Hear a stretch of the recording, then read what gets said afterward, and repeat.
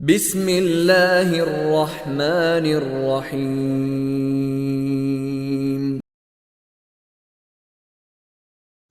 فلما دخلوا على يوسف آوى إليه أبويه وقال ادخلوا مصر إن شاء الله آمنين. ورفع أبويه على العرش وخروا له سجدا وقال يا أبت هذا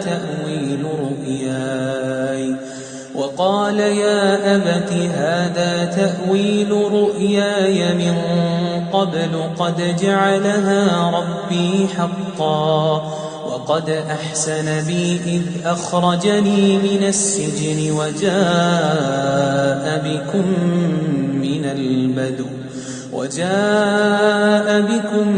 من البدو من بعد أن نزغ الشيطان بيني وبين إخوتي إن ربي لطيف لما يشاء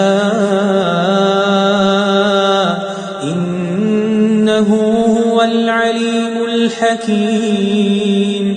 رب قد آتيتني من الملك وعلمتني من تأويل الأحاديث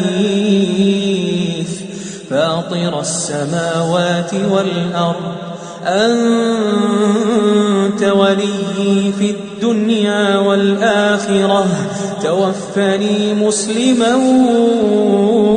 وألحقني بالصالحين. ذلك من أنباء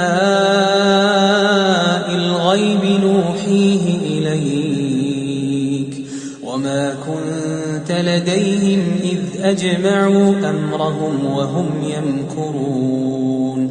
وما أكثر الناس ولو حرصت بمؤمنين وما تسألهم عليه من أجر إن هو إلا ذكر للعالمين.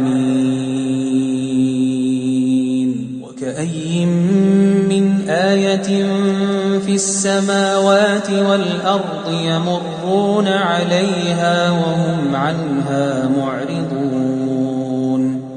وما يؤمن أكثرهم بالله إلا وهم مشركون.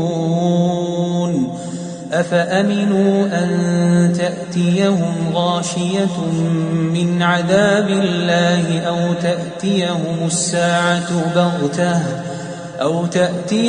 الساعة بغتة وهم لا يشعرون. قل هذه سبيلي أدعو إلى الله على بصيرة أنا ومن اتبعني وسبحان الله وما أنا من المشركين. وما أرسلنا من قبلك إلا رجالا نوحي إليهم من أهل القرى أفلم يسيروا في الأرض فينظروا كيف كان عاقبة الذين من قبلهم ولدار الآخرة خير للذين اتقوا أفلا تعقلون. حتى إذا استيأس الرسل وظنوا أنهم قد كذبوا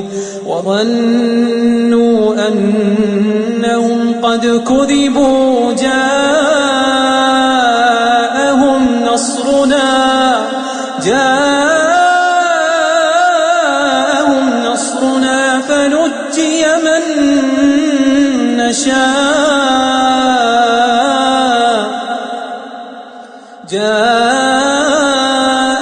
نصرنا فنجي من نشاء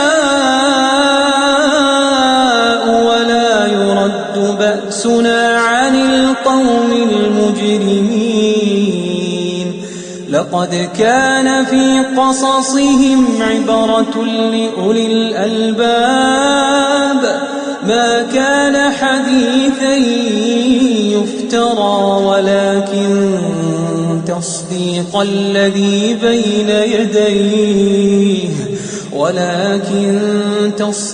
الذي بين يديه وتفصيل كل شيء وهدى ورحمة لقوم يؤمنون.